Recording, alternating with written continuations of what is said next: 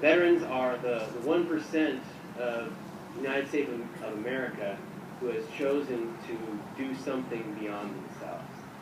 They choose to serve not only their personal families, but they choose to serve to protect everyone's family, and not just for today, but also in the future. When I see a veteran, I think of the sacrifices, the deployments, the unheard of and horrific sights, sounds, and experiences they've had to go through. All the sacrifices that they do in order to make our day-to-day lives as pleasurable and as enjoyable as it is today. Right now, I've got children that will not have to, unless they choose, to see the sights and sounds of war. This innocence, this happy ignorance is something as a gift that we veterans have given to them. For as long as they can maintain their innocence. They can believe in things as magical.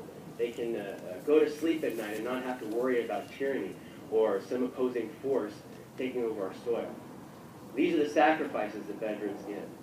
They go overseas to lands far away, third world countries, where even clean water is something that is a very rare thing.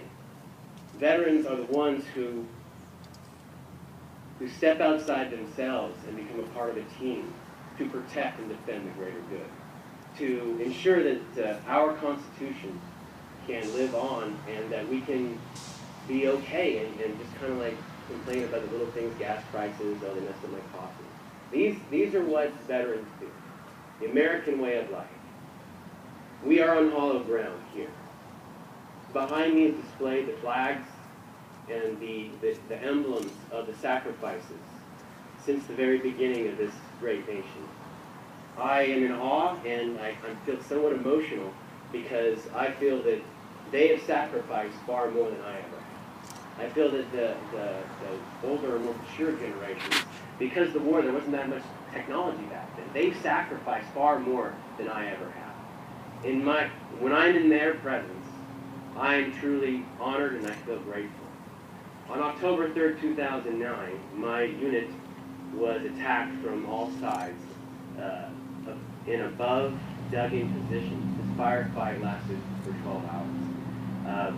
A lot of people say that what the actions that I did saved lives, and I have to disagree, because I didn't do anything if it wasn't for the soldier fighting to my left and right. I had the faith and confidence in what they would do so that they could protect me, and I did everything I could to protect them. They often say that I went above and beyond the call of duty, and I said, no, I didn't, because they were my family, and we all have family here. And if somebody in our family was hurt or they needed help, then you would move heaven and earth to help them out. So that's what we did for each other. We moved heaven and earth. We accomplished the impossible in order to save each other so that we could come back home. 8 men lost their lives that day, and then 1 year later from post-traumatic stress. That's something that inspires me to express my experiences. Edward Faulkner died almost a year later because he couldn't handle what he saw, because he was unable to get or utilize the resources to help himself out. That could have been me. Because of my leadership and the brotherhood that we had, I was actually physically escorted down to talk to a counselor.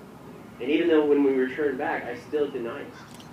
I was once again told to go and seek a counselor. Because of that, because their ability to see the change and to help a family member out, I was able to redeploy.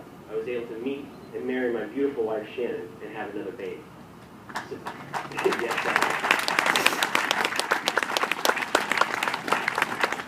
because of the family that the veterans have together, because of the camaraderie, because of the friendships and the lifelong memories, and because of the sacrifices of those behind us, we can be ourselves. We can speak when we choose to. We can travel when we choose to. Because of the veteran, we are able to just enjoy and live our lives. And because of that, I am truly honored to be in the presence of so many veterans that are still with us today and also behind us. And it is a pleasure to be here and speak and meet and be a part part of this wonderful event. So for that, and for all the veterans I see, and of course the family members, because the family members serve as well, they deserve gratification. So to the veterans that are here, to both in the past and the present and also that fell, and to the families of the veterans, I give my deepest, sincerest thank you for your service.